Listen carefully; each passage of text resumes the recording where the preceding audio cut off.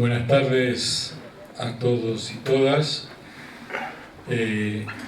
Con esta clase, charla, conferencia, damos inicio a lo que este año, si todo va bien, va a ser la diplomatura en formación política para la integración regional latinoamericana, que vamos a depender de la Universidad de Lanús. Agradezco a las compañeras y los compañeros presentes en un día complicado y difícil. Dos cosas para no, diría un amigo, fingir demencia. Primero, desde ya, repudiamos cualquier intento de alterar el orden democrático en nuestros países, en particular ahora en Bolivia.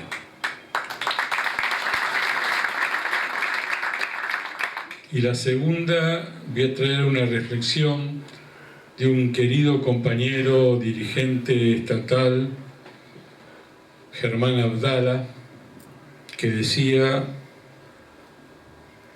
la idea de que acá iba a haber hombres en el sindicalismo y hombres en la política que no iban a entender la acción política como estar en el jet set, decía él en aquellos tiempos, y que lo que hoy nos parecen terribles legislaciones las vamos a cambiar todas.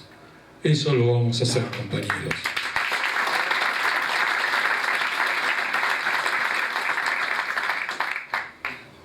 Para mí es un orgullo y un honor presentar a los compañeros que nos van a dar la disertación.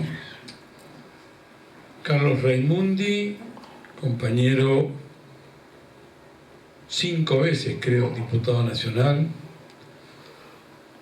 embajador en la OEA en un tiempo difícil, 2019-2023, pero que desde el tiempo que yo lo conozco, que son muchos años, Carlos es uno de los compañeros que ha sido consecuente con las ideas que tiene desde siempre. Él, de cuna radical, jefe de la Juventud Radical, presidente, no jefe éramos nosotros, presidente de la Juventud Radical en los 80, pero que no cambió ni alteró sus convicciones y siguió adelante. Y como nosotros decimos, si estamos de acuerdo con cuestiones estratégicas, en algún punto nos encontramos. Y Néstor y Cristina permitieron que muchos estemos juntos, de distintas vertientes.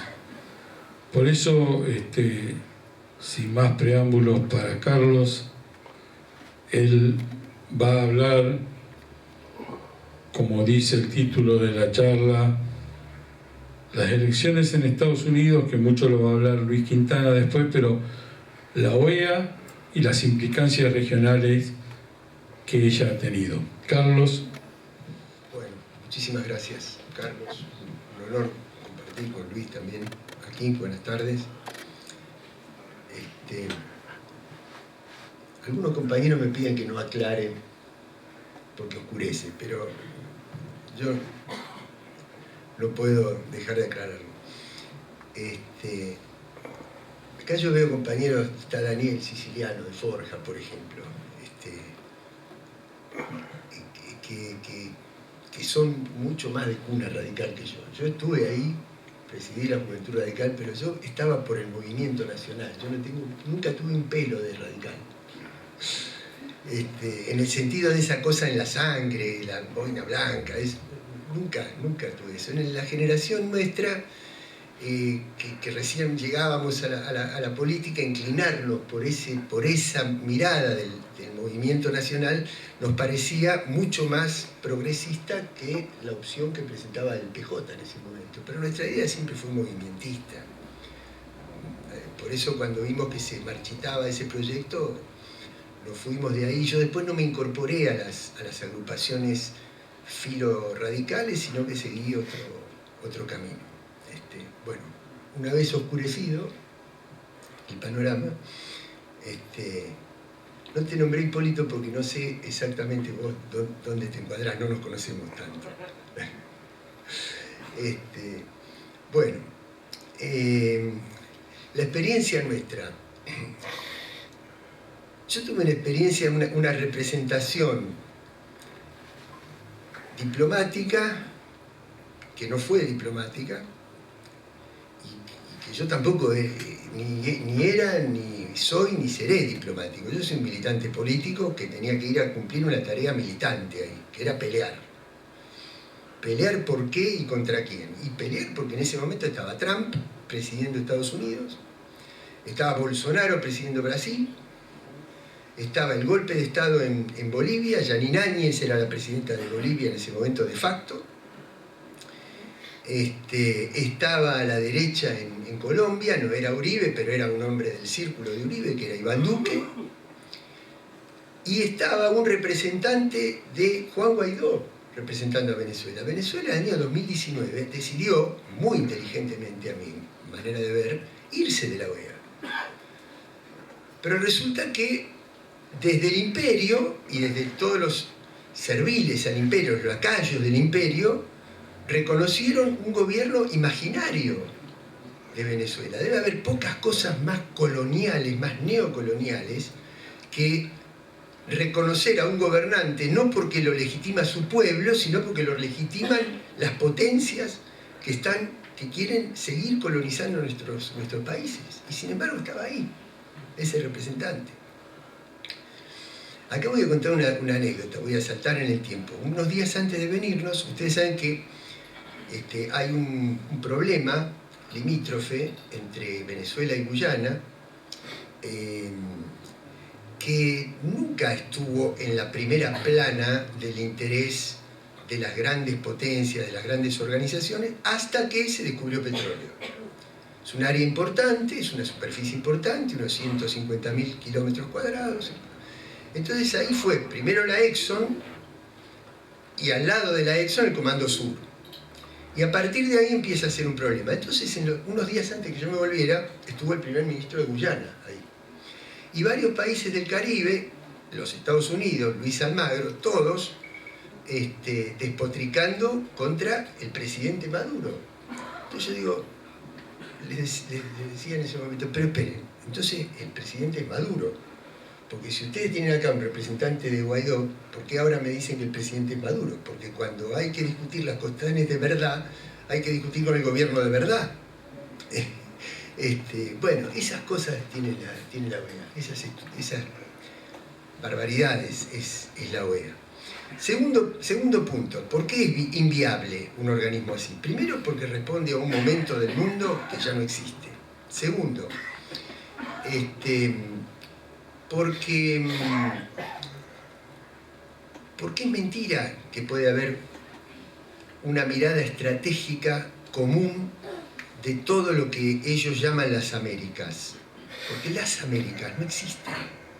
Las Américas puede ser para una lección de geografía del colegio, pero no para la política. Pero por una razón muy sencilla. Hay 32 estados activos en la OEA porque hay 3 que no están, que son Cuba, Venezuela y Nicaragua, en ese orden. Se fueron alejando de la OEA. De esos 32, 2 son de la OTAN, que son Estados Unidos y Canadá. Entonces ustedes díganme, cualquier tema, cualquiera, petróleo, litio, biodiversidad, agua potable, cosechas, tecnología, industria, lo que quieran. Las miradas son exactamente opuestas. Opuestas. Porque ellos necesitan apropiarse de esos recursos y por lo tanto que los 32 gobiernos que no son del norte global, que no son del G7, sino de la OTAN y que que no son del G7 ni de la OTAN, necesitan que seamos cada vez menos soberanos. Y nosotros necesitamos ser cada vez más soberanos. Por lo tanto, no hay forma ni de establecer una estrategia común, ni mucho menos una política de defensa común, una política de cambio climático común. Ninguna. Por lo tanto, es un organismo inviable, que no tiene sentido. Que puede tener sentido alguna comisión, por ejemplo, se reúne una comisión para los derechos de género, para condenar el trabajo infantil, que son cosas importantes. Eso sí, porque se intercambian modelos, legislaciones, y se pueden aplicar. Pero en lo que respecta a la cuestión política y geopolítica, no tiene sentido. Dejo para otro momento. ¿Por qué? Pues entonces uno diría, bueno, vamos a organizar otro tipo de instituciones sin los dos países del norte. 2 puntos, CELAC. Y CELAC, si no hay hegemonía política, tampoco alcanza. La CELAC no ha podido en las últimas reuniones sacar una declaración final. La presidenta pro tempore de la CELAC en este momento, Xiomara Castro, que es la esposa de Mel Zelaya, que fue la víctima del primer golpe blando, junio de 2009, fue el mismo día que perdimos las elecciones de medio término en 2009 en la provincia de Buenos Aires, con Néstor a la cabeza, fue el golpe en Honduras. Bueno, que fue el laboratorio de ensayo de lo que fue toda la doctrina de los golpes blandos que se vino desencadenando a lo largo de estos años en distintos países de la región. Bueno, Xiomara Castro, como presidente de CELAC, emite una declaración hace un par de meses, 2 o 3 meses. 1, felicitando a Putin por el triunfo electoral. 2, condenando a Israel por los crímenes de guerra en Gaza. Y 3, reconociendo al Estado palestino. Y 10 países de gobiernos de derecha de la región dijeron, señora, esa es una declaración suya, no es CELAC. Porque como la CELAC se maneja por consenso, es muy difícil conseguir el consenso cuando hay gobiernos que miran la realidad, que leen la agenda global y la agenda regional desde una perspectiva completamente distinta a los otros. Por lo tanto, las unidades sin hegemonía, y esto vale también para lo interno, las unidades sin hegemonía son un preanuncio del fracaso de esos organismos, o por lo menos del congelamiento. Bueno, cuando yo llegué también, estaba en estudio en la OEA aplicar el TIAR a Venezuela. Un tratado militar que ni siquiera lo aplicaron para defender a la Argentina en Malvinas en el año 82, cuando verdaderamente había una agresión extracontinental. Ahora, ¿cuál era la amenaza extracontinental que venía del lado de Venezuela para aplicarle un tratado militar? Bueno, cosas tremendas. ¿Por qué? Porque ¿cuál es la técnica? La técnica es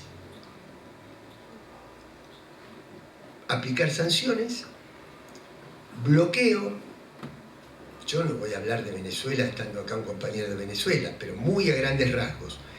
Quitarle la moneda, desabastecer el mercado, expropiar a la comercializadora de petróleo como Citgo, confiscarle los recursos provenientes del oro en la Bolsa de Londres, prohibirle que usufructúe de su principal riqueza. Venezuela es uno de los países más ricos de la región. Eso indudablemente causa problemas, causa malestar, causa problemas sociales y también va resquebrajando el sistema. Entonces, ¿qué es lo que sucede? Y sí, hay gente que se quiere ir, gente que no se siente bien, gente que protesta, y entonces disfrazan eso de crisis humanitaria. ¿Para qué? Para justificar la intervención externa. ¿De parte de quién? Del mismo que creó la crisis. Esas son las técnicas. Entonces, no es que... Entonces, claro, cuando uno dice, miren, yo no me voy a prestar a esto. Entonces, ¿qué sucede? Sale la prensa occidental, Infobae a la cabeza, en el caso de la OEA, Clarín, ¿Y qué decían de mí? Defiende dictadores, narcotraficantes, y lógico. Es la misma prensa que en el año 2015 dijo que Cristina había matado a Nisman. Es así. Ahora, no es que uno defienda dictadores o que no les preocupen problemas con los derechos humanos que pueden suceder, porque de hecho suceden, pero suceden también en la Argentina. Suceden en las comisarías argentinas. Miren lo que está pasando en este momento en la provincia de Corrientes.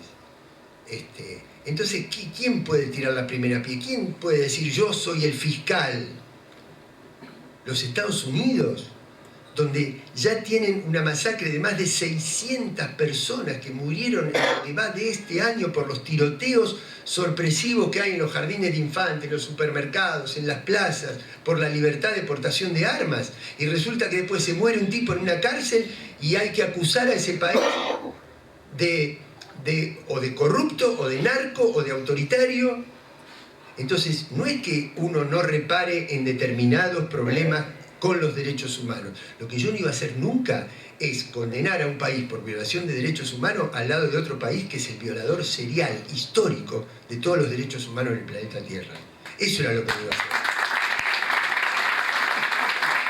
Y yendo al tema de los Estados Unidos, cuando me preguntan a veces, ahora que están las elecciones ahora en noviembre, ¿y quién le conviene a la Argentina que gane? Sinceramente, esta es una opinión personal, yo puedo estar equivocado, no sé si indiferente.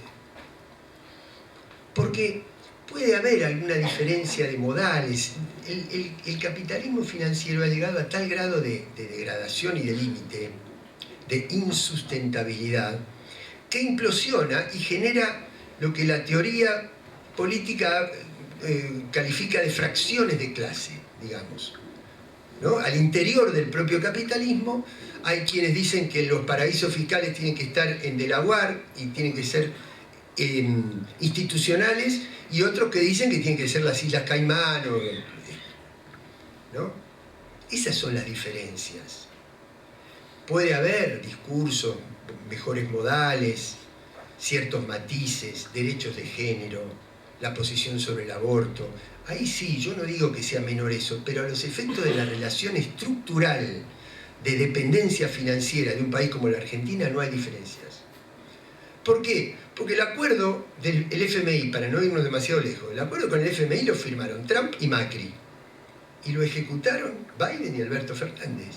¿Cuál es la diferencia? ¿Cuál es? ¿Saben por qué? Porque un presidente no define la estrategia política del capital financiero respecto de América del Sur. Es la potencia del sistema que va por encima de cualquier gobernante.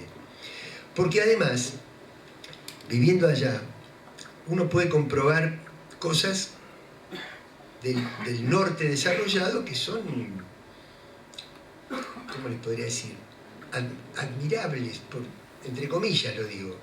Hay una infraestructura de servicios, hay una infraestructura vial, hay una infraestructura de salud, de educación, que son importantes. Hay una red de autopistas impresionante que conecta todo el territorio, donde no hay transporte público, es todo transporte privado. Y en un 80% conducido por una sola persona. Eso es un derroche de energía impresionante. Lo mismo cuando yo iba al buzón de la residencia argentina, así todos los días, pilas de propaganda, libros de decoración, de oferta del supermercado, la industria del plástico, una cosa tremenda, un derroche de energía en un momento como está el planeta Tierra, inenarrable. 4% de la población mundial consume entre el 25 y el 30% de la energía mundial. ¿Qué presidente o qué candidato, sea de republicano, demócrata, independiente, conservador, lo que sea, le va a decir a su pueblo tienen que renunciar a este nivel de vida? Nadie. Y ni siquiera hoy ya es el pueblo. es esa población anglosajona, blanca, autóctona, que fue históricamente mayoritaria, la que construyó el país, que hoy ya ni siquiera es mayoría.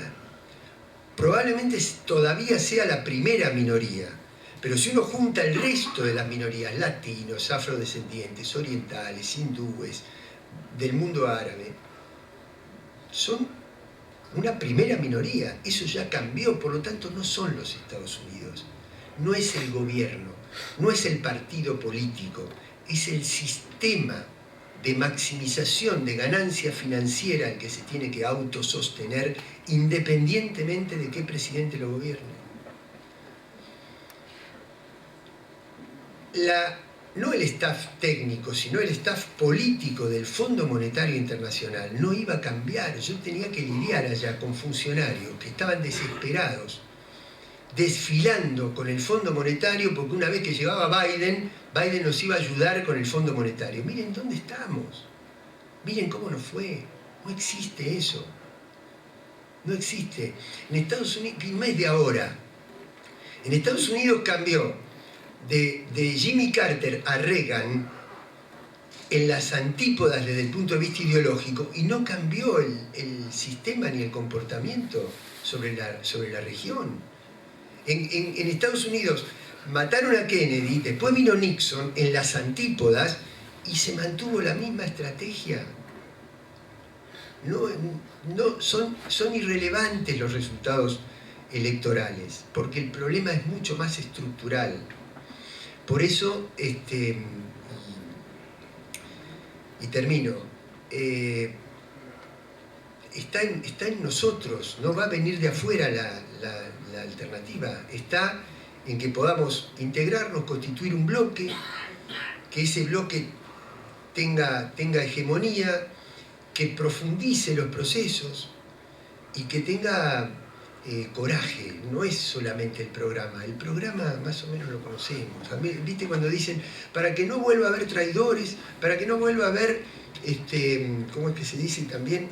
Traidores o desertores, o qué sé yo, en las votaciones, o gente que uno la convocó y después se fue para el otro lado, votó con el otro bloque, se hizo ministro de otro gobierno. Para que no haya eso tiene que haber un proyecto. El proyecto está, compañero, ¿qué le voy a decir a usted? El proyecto sigue siendo La Falda, Huerta Grande. Ese es el proyecto. Ese es el proyecto.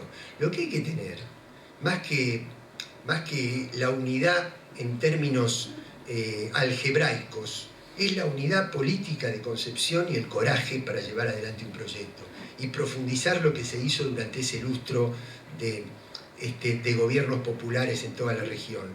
Recuperar ese carácter que había caminando por las calles de Buenos Aires cuando se festejó el bicentenario acá en la Argentina. Ese es el proyecto. Es esa historia de vida, es esa energía, es esa capacidad de enamorar lo que conduce, lo que lidera y lo que congrega en el proyecto. No es la cantidad de dirigentes que yo sea capaz de llamar a una cena, no es eso. Es esa unidad de concepción y esa unidad de carácter, y que va a venir de adentro nuestro, de las entrañas de nuestro pueblo, y de una dirigencia que lidere, que esté organizada y que no se achique a la hora de tomar resultados. ¿Por qué no se achique? ¿Por qué? Y termino. Supongan que nosotros volvamos. Vamos a tener que, si ahora entregan alguna empresa o nos endeudan, vamos a tener que acarrear de nuevo los juicios del CIADI. Vamos a tener que de nuevo ir a arrodillarnos a los tribunales internacionales, o al juzgado de Griesa, que no es Griesa, ahora es Prietka, que fue la que condenó diciendo que era Axel el que había hecho mal la privatización de YPF y condenó a la Argentina de $16.000 millones. 10 años después, y ni siquiera el que fue al juicio, ni siquiera un accionista de YPF, sino es un tipo un fondo de inversión que compró los derechos de litigar. Hasta la justicia privatizada completamente. Y nosotros vamos a tener que ceder ante ese sistema. Hay que tomar una decisión geopolítica muy fuerte de independencia. Por eso que es criminal cuando este tipo nos separa de Brasil, nos separa de México, nos separa de Colombia, nos separa de Venezuela, nos saca de los BRICS. Así que vamos a tener que reparar todo eso. Y para reparar todo eso vamos a tener que tener unas bolas así de grandes, compañeros. No queda otra. Bueno, gracias. No entendí la última frase. Bueno, antes de darle la palabra a Luis Quintana, quiero agradecer la presencia de integrantes de la comisión directiva de APSE.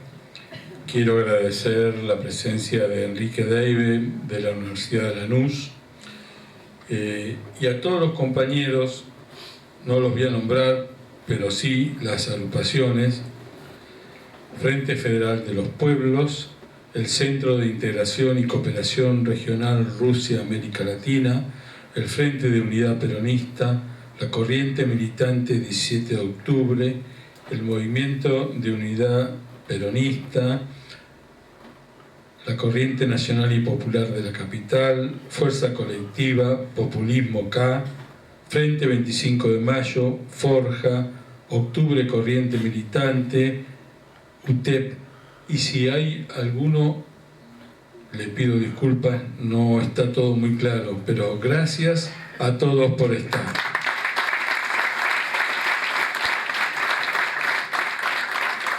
Bueno, el plato fuerte de hoy. El compañero Luis Quintana es un licenciado en Relaciones Internacionales, magíster, profesor de la Universidad Central de Venezuela, pero aparte de todo ello, yo lo conocí como un compañero militante más. Yo podría decir que a Luis lo conocí como conocí a muchos de ustedes, militando en los barrios, en las ciudades, pero de manera muy coherente, aparte de ser funcionario de una gobernación, aparte de ser profesor universitario, Luis tiene una profunda vocación, como diríamos nosotros acá, nacional y popular. Luis, tus palabras. Gracias. Gracias, Carlos. Buenas tardes a todas y a todas, ya buenas noches. Para mí es un placer poderles acompañar durante este rato y compartir panel con el compañero Raimundi. Y bueno, vamos a hablar un poco sobre las elecciones en Estados Unidos y algunas repercusiones regionales. Vamos a, necesariamente por temas de tiempo, tener una visión panorámica. No es algo ni comprensivo ni que pretenda explicarlo todo, pero sí dar algunas señales de lo que estamos percibiendo desde Estados Unidos y sus posibles repercusiones en la región. Vamos a comenzar con un video. Adelante.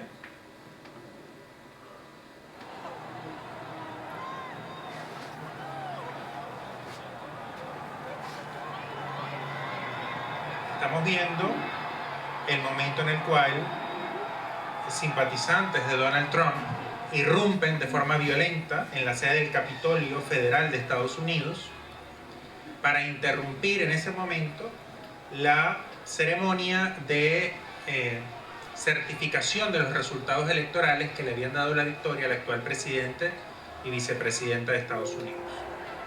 La batería se está agotando. Bueno, esto no es poca cosa. Estamos hablando de un país que no había tenido una experiencia como esta en su historia. Había un antecedente en el siglo XIX, pero en todo el desarrollo de la historia contemporánea de Estados Unidos, nada se le había acercado a un acto de violencia de tal magnitud, de violencia política, que no fue espontánea, evidentemente, y que fue orquestada, dirigida, auspada por el propio presidente en ejercicio que tenía que entregar el poder, teóricamente de forma pacífica y democrática. Es decir, un golpe de Estado en el propio seno de Estados Unidos es algo que nosotros no habíamos visto, al menos no en la historia reciente. Nadie se podía imaginar que el propio presidente de la principal potencia del mundo iba a organizar, iba a orquestar y dirigir un golpe de Estado para permanecer en el poder más allá de la decisión que los electores estadounidenses habían tomado. Esto evidentemente reviste una extraordinaria gravedad y configura un escenario de excepcionalidad. Estados Unidos es un estado, sigue siendo la principal potencia del mundo, tiene la economía más grande del mundo, tiene de lejos los principales recursos militares del planeta y científicos, es una potencia, una influencia cultural que nadie puede negar, pero es un estado de excepción. Vamos a seguir con la siguiente lámina. No, sigamos ya la siguiente. Es tan un estado de excepción que Trump, siendo condenado recientemente por 34 delitos en un juicio en el estado de Nueva York, un juicio que era sobre la manipulación, la alteración ilícita de los libros de contabilidad de su campaña electoral, desvió dinero para pagar a una examante para que esa examante no declarara en la campaña electoral que había tenido ese amorío extramatrimonial con el presidente, y bueno, él le pagó. Para un detalle farandulero, la señora era en ese momento actriz porno, y Trump, como no podía ser de otra manera, pues le pagó para que se callara, pero con dinero de la campaña electoral, cosa que en ese momento, en ese contexto, es ilegal, y lo han condenado por 34 delitos. Es el primer expresidente en la historia que no solo es acusado por cometer delitos, sino que es condenado por cometer delitos. Es decir, es un delincuente convicto que podría teóricamente ir a prisión, es muy poco probable, pero es posible, y es el candidato que se perfila como el más probable ganador de las próximas elecciones. Pero además tiene 4 juicios, además de este tiene otros 3 juicios, serían 4 juicios criminales, donde puede ir a la cárcel, 2 en 2 estados y otros 2 en la jurisdicción federal. Y nada, a pesar de todo eso, le impide a este personaje nefasto ser presidente de Estados Unidos. La única forma en que Trump pudiera no ser presidente de Estados Unidos, además de que pierda las elecciones, es que sea culpable de rebelión. Y pese a haber organizado, orquestado, ocupado este golpe de Estado que vimos ese 6 de enero del año 2021, Trump no ha sido hasta ahora acusado de rebelión. Por lo tanto, no podría ser condenado por rebelión. Y la Constitución de Estados Unidos no establece ningún impedimento para ser presidente, salvo que seas condenado por rebelión.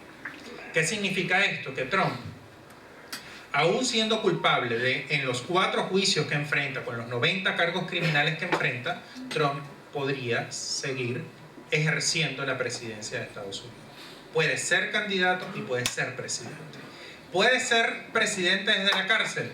Eso no ha ocurrido nunca, pero teóricamente sería posible.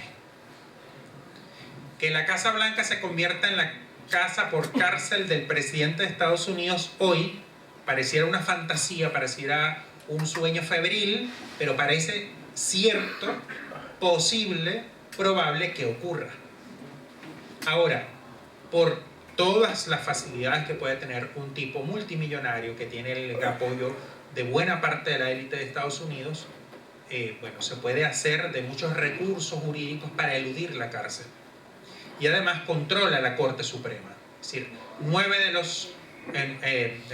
la Corte Suprema se compone por 9 jueces. Él nombró 3 de esos 9 jueces. Pero otros presidentes republicanos nombraron 3 adicionales, es decir, 6 magistrados de la Corte Suprema de Estados Unidos si fueron nombrados por presidentes republicanos, tienen tendencia muy conservadora y estarían por la labor de proteger a Trump en el caso de que fuese necesario. Y eso no es una especulación mía, eso se ha demostrado en las decisiones que van tomando de forma reiterativa. Adelante, por favor. Aquí tenemos otro elemento del estado de excepción, es la altísima concentración de la riqueza en muy pocas manos. Las primeras 2 barras, las que tienen a su mano izquierda, representan el 10% de la población más rica de Estados Unidos. En conjunto, concentran el 67% de la riqueza nacional. El 10% más rico concentra casi el 70% de la riqueza nacional. Y el 50% con menos ingresos apenas concentra un 3.3% de la riqueza nacional. Estamos hablando de uno de los países más ricos del mundo, pero paradójicamente es uno de los países más desiguales. Esto no es nuevo, esto es un proceso de acumulación que tiene mucho tiempo, pero indudablemente configuran parte del estado de excepción que es este país. Este país que pretende dirigir la región, que pretende ordenarnos la vida, sigue siendo un estado de excepción. Adelante.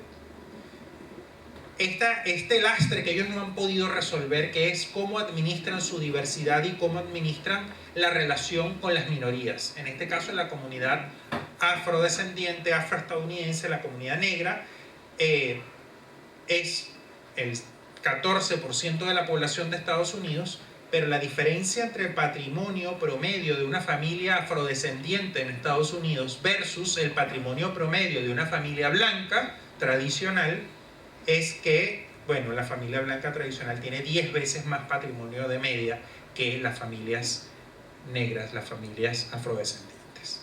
Esto es una desigualdad interna brutal, es un legado de esa era del esclavismo que gobernó Estados Unidos hasta mediados del siglo XIX y que siguió con el sistema de segregación hasta mediados del siglo XX. Adelante. Y aquí está lo que decía Raimundi, el récord de tiroteos masivos. Bueno, acá llegan en realidad pocas noticias a América Latina sobre los tiroteos masivos, pero es que ocurren todos los días. El año pasado, en el año 2023, cerró con 632 tiroteos masivos. Es decir, más de uno por promedio diario durante un año. Y los tiroteos masivos se definen por una sola persona con un arma generalmente automática que asesina a más de 4 personas por vez.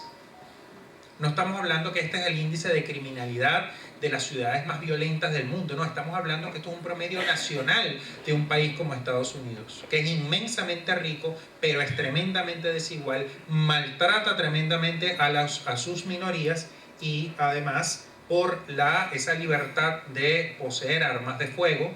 Cualquiera puede acceder al arma de fuego sin necesidad de mayor procedimiento previo, y este es el resultado, un país extremadamente violento. Sigamos. Este es el mapa actual de las tendencias de los estados dentro de Estados Unidos que favorecen a Trump y los que favorecen a Biden. Biden es el abanderado del Partido Demócrata y Trump es el abanderado del Partido Republicano. Los estados rojos son los estados que están asegurados o más o menos asegurados para el Partido Republicano y los azules son los que están más asegurados para el Partido Demócrata. En Estados Unidos los presidentes no son electos de forma directa por la población, sino que hay un sistema de segundo grado que se llama colegio electoral que le asigna a cada estado un valor ponderado equivalente a los representantes y senadores que tienen en el Congreso, y este colegio electoral es el que termina eligiendo al presidente y al vicepresidente.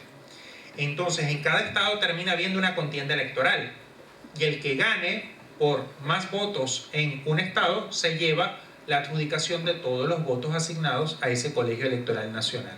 El resultado es que quien obtenga 270 de esos votos electorales se queda con la presidencia. Entonces, ¿qué significa esto? Porque les doy una explicación así un poco detallada. Es porque, más allá del tema de las encuestas, de si un candidato está por encima 5 puntos o menos de 6 puntos, etcétera, que es más o menos la diferencia que actualmente favorece a Trump, lo que determina la victoria es el apoyo de los estados. Y esos estados que no están marcados, que están marcados como en un tono gris o blancuzco, son los estados que determinan al final de la elección. Porque cada uno ya tiene asegurado los suyos. Ahí no va a haber mayor contienda electoral en los estados que ya son rojos y los estados que ya son azules. Los que no están definidos son los llamados estados pendulares, que en algunas elecciones favorecen una opción y en otras elecciones favorecen a otra opción. Ninguno de los dos partidos tiene completa confianza de que lo va a favorecer. Por lo tanto, son los estados más competitivos. Esos estados que son Michigan, Wisconsin, Pensilvania en el norte, en el sur tenemos a Georgia y en el oeste tenemos a Arizona y a Nuevo México. Estos estados son los que determinan la elección. Quien se gane esos estados es el que va a obtener la presidencia. Cuando ustedes vean, no, es que Biden va a ganar porque tiene 7 puntos de ventaja, o que Trump va a ganar porque tiene 10 o 5 puntos de ventaja, tenemos que ver, pero ¿dónde están esos votos? ¿En qué lugar de Estados Unidos lo tienen asegurado? Porque quien gana más votos de la población no necesariamente se queda con la presidencia. Recordemos que Trump y Bush hijo ganaron la presidencia de Estados Unidos sin ganar el voto popular, porque ganaron el colegio electoral. Es decir, ha habido 2 presidentes republicanos en los últimos 20 años. Y esos 2 presidentes republicanos no ganaron las elecciones.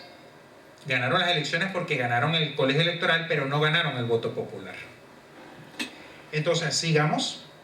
Acá tenemos cómo va la contienda en cada uno de los 6 estados pendulares más importantes, y la diferencia es extremadamente estrecha, tendiendo a favorecer a Trump, y aparentemente ese va a ser, digamos, la fotografía, más o menos la fotografía final. Hoy a las 9 de la noche, de hora del este de Estados Unidos, comienza el debate, el primer de los 2 debates que van a tener los candidatos, y en esos estados están concentrados la campaña electoral. Adelante. América Latina para Estados Unidos. A veces a la derecha latinoamericana le cuesta mucho asimilar esta idea, pero es así. América Latina para Estados Unidos no es una prioridad, es una preocupación. Hay certezas que le da América Latina a Estados Unidos. Es una fuente estable de materias primas.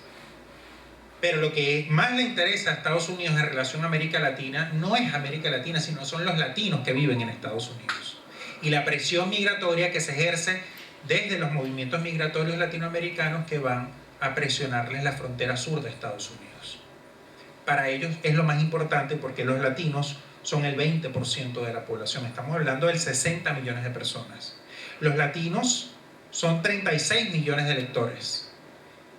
15% del total de los electores. El tema es que esta es una de las poblaciones o de los sectores poblacionales más disputados internamente. Porque siempre fue la comunidad latina muy prodemócrata, pero viene siendo cada vez menos favorable a los demócratas. Es decir, son una comunidad muy competitiva, disputada entre los republicanos y los demócratas. Biden ganó en la comunidad latina en su momento, pero Trump acortó la distancia en la segunda elección respecto a la primera en el 2016. 2 de esos 6 estados pendulares que determinan el resultado son estados donde la población latina tiene un peso decisivo. Adelante. Las transnacionales tienen como tercerizada la relación con América Latina. A Estados Unidos no le interesa demasiado qué es lo que ocurre en el continente. Le interesa tener todo más o menos bajo control. Le preocupa la situación en Venezuela, en Nicaragua, en Cuba, pero no van a hacer demasiado por cambiarla. A ellos no les cuesta nada poner sanciones, porque las sanciones son decisiones administrativas. A ellos no les cuesta demasiado electoralmente poner sanciones, les repercuten algunas de sus consecuencias, sobre todo en el caso de Venezuela, porque es un país petrolero. Pero digamos que no invierten demasiado en América Latina. A la derecha, que le encantaría que América Latina fuese una prioridad para Estados Unidos, pues resiente mucho que no reciban la atención que ellos creen merecer. Yo digo, afortunadamente no somos una prioridad, porque si nos va así, no siendo una prioridad, imagínense ustedes siendo una prioridad. Y además lo fuimos en algún momento, y nos fue bastante mal. Una historia larga de intervenciones, de golpes de Estado, de dictaduras militares, hijas de la política exterior de Estados Unidos. Estados Unidos sigue siendo, no obstante, el principal socio comercial de América Latina. Ustedes dirán, bueno, pero China viene haciendo... Sí, China es el segundo socio comercial, pero todavía no está cerca de superar a Estados Unidos. Estamos hablando de América Latina globalmente considerada, porque hay unos países grandes, la propia Argentina, Brasil, que tienen como principal socio comercial a China. Pero digamos, globalmente Estados Unidos sigue siendo no solo el principal socio comercial, sino también el principal fuente de inversión extranjera directa en América Latina. Allí China está muy rezagada en esa materia. Y además está el tema de las instituciones hemisféricas. La institución hemisférica por excelencia para encargarse del vecindario latinoamericano desde la perspectiva de Washington es la OEA. Ya como decía Raimundi, la OEA perdió vigencia hace mucho tiempo. La OEA no es eficaz como mecanismo de interlocución de los países latinoamericanos, no tiene incidencia en la política latinoamericana, pero, como decimos en Venezuela, echa bastante vaina, en el sentido de que jode a los países cuando toca joder, ¿no? Y bueno, Venezuela evidentemente fue un caso reciente en donde pudimos ver todo esto, y en el caso del golpe en Bolivia también. Adelante. Si gana Biden, si gana Trump, ¿qué implicaciones tendrían en algunos temas? Obviamente no puedo ser exhaustivo, pero sí me gustaría mencionar temas que son de preocupación recíproca, digamos, en América Latina y en Estados Unidos. La cuestión migratoria desde la perspectiva de los gringos es muy importante. ¿Cómo lo concibe Trump? Trump lo concibe como la principal amenaza. De hecho, esa es la bandera, lo van a ver esta noche hablando de la gran amenaza que es la migración. Biden tiene un concepto relativamente diferente del tema migratorio. Lo ven evidentemente como un tema de presión migratoria. La presión migratoria tiene que ser administrada. El enfoque de Biden es: vamos a mandar ayuda al desarrollo. Siempre es una miseria lo que mandan a los países que son fuentes de migración. A Venezuela la atiende muy precariamente desde la perspectiva de ellos incluso, y además lo que tendrían que hacer es levantar el bloqueo a Venezuela y se acaba la presión migratoria, pero bueno, ellos no lo van a hacer por ahora. Entonces, pero el enfoque sigue siendo un enfoque económico y de asistencia al desarrollo. En cambio, el enfoque de Trump es un enfoque represivo de la migración. Vamos a levantar el gran muro, que es donde está justamente esa imagen de Trump, en la frontera. Vamos a levantar un muro, vamos a invertir en patrullas fronterizas, vamos a deportar masivamente a los migrantes ilegales en Estados Unidos. Ese es el enfoque ligeramente diferente que tienen ambos candidatos sobre este tema. Adelante. La relación económica. Ahí hay algo que comparten, decía Raimundi, y América Latina sigue siendo fuente muy importante de materias primas para Estados Unidos, pero también ha venido siendo, sobre todo en México, locación de muchas empresas, porque obviamente la mano de obra es más barata en nuestros países y a muchas empresas estadounidenses les conviene, además tienen facilidades por el Tratado de Libre Comercio, de instalarse en otros países y exportar a Estados Unidos. Bueno, Trump y Biden coinciden en un enfoque de nacionalismo económico en ese sentido. Dicen, bueno, vamos a dar incentivos para traernos las industrias a Estados Unidos, crear empleo en Estados Unidos, y en ese sentido tienen una visión bastante proteccionista. Allí Trump y Biden de hecho no se diferencian demasiado. Biden de hecho mantuvo la guerra arancelaria con China, por ejemplo, y con otros países. Es decir, el enfoque en el tema de la relación comercial es más o menos el mismo en los dos candidatos. Adelante. Las relaciones políticas, allí yo observo algunos cambios importantes. Si gana Trump, discúlpenme por traerle esas imágenes tan desagradables, si gana Trump, va a haber un fuerte apoyo a los movimientos y actores y gobernantes ultra. Es decir, se van a sentir, como decimos en Venezuela, guapos y apoyados. Se van a sentir más grandes de lo que son. Se podrán imaginar el personaje que tienen acá, cómo se puede sentir. De hecho, tengo la idea de que para que ese personaje gobernase este querido país, este amado país de Argentina, fue necesario que Trump existiera y Trump ganara la presidencia y Trump hiciera posteriormente lo que hizo. Entonces, una condición de posibilidad incluso para que Bolsonaro vuelva a gobernar Brasil o para que otros actores similares se empoderen de la región es que este personaje gane la presidencia. Y si gana la presidencia, no va a haber duda que la ultraderecha, no solo regional, sino internacional, se va a fortalecer mucho más. Es decir, esa derecha que cuida las formas, esa derecha tradicional, esa derecha que pretende ser centrista, bueno, esa derecha va a ser cada vez más exigua, cada vez más inexistente y se va a convertir en una cosa del pasado, mientras la ultraderecha, la que no tiene complejos, la que es abiertamente fascista, la que es abiertamente criminal, pues se va a empezar a empoderar en muchos de nuestros países, incluyendo este. Mano dura, línea mano dura contra Cuba, Nicaragua y Venezuela, donde nunca se puede descartar una acción de fuerza. Es poco probable, pero acciones de fuerza de carácter militar, digo, pero siempre las acciones de fuerza pueden venir por la vía del recrudecimiento de los bloqueos criminales que pesan sobre estos países, sobre todo contra Cuba y Venezuela. Si gana Biden, va a haber tolerancia, como lo vemos, tolerancia con los ultras mientras no perjudiquen los intereses de Estados Unidos. Bueno, si ellos pueden tolerar lo que está ocurriendo en Gaza, se podrán imaginar que pueden con los movimientos de ultraderecha en esta región. Y para el caso de los de Cuba, Nicaragua y Venezuela, el Smart Power, que es esta idea de, bueno, combinar la mano dura con la mano suave, que es una idea muy vieja, es la zanahoria y el garrote. Bueno, por un lado, puedo hablar contigo, puedo tener una relación diplomática estable, puedo negociar contigo, pero también, por el otro lado, te puedo sancionar y puedo asfixiar tu economía. Adelante. Bueno, una reflexión final. Comparto la idea de Raimundi de que más allá de quien esté en la Casa Blanca, América Latina tiene que construir su propio camino. El propio camino no es un lecho de rosas, evidentemente. Es un proceso profundamente complejo, complicado. Nos costó una década construirla, esa década ganada la perdimos luego, desgraciada y tristemente. Y si Trump vuelve a la Casa Blanca, ese camino va a ser mucho más difícil. Ahora, creo que la diferencia entre Biden y Trump es que Biden podría no prestarle mucha atención a un proceso de regeneración de la integración latinoamericana.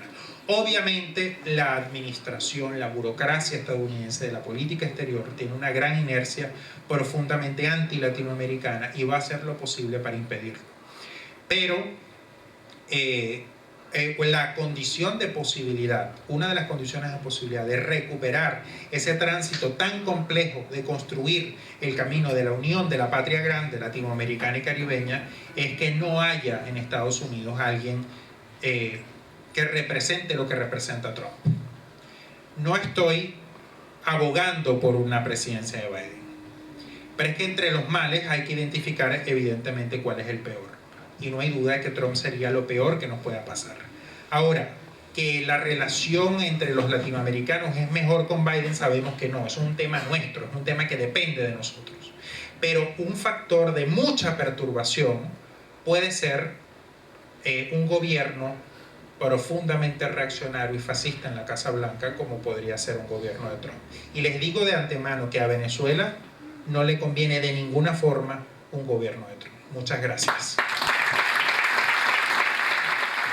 Antes de finalizar, voy a recordar una vez un periodista le preguntó al general Perón cómo estaban compuesta la política en la Argentina, y entonces el general Perón dijo, bueno, hay comunistas, hay nacionalistas, hay de derecha, hay de izquierda, hay socialistas. Y entonces el periodista le pregunta, ¿y peronistas? Ah, no, peronistas son todos. Entonces, yo nombré una serie de agrupaciones, pero no nombré lo que son todos, que es la patria es el otro.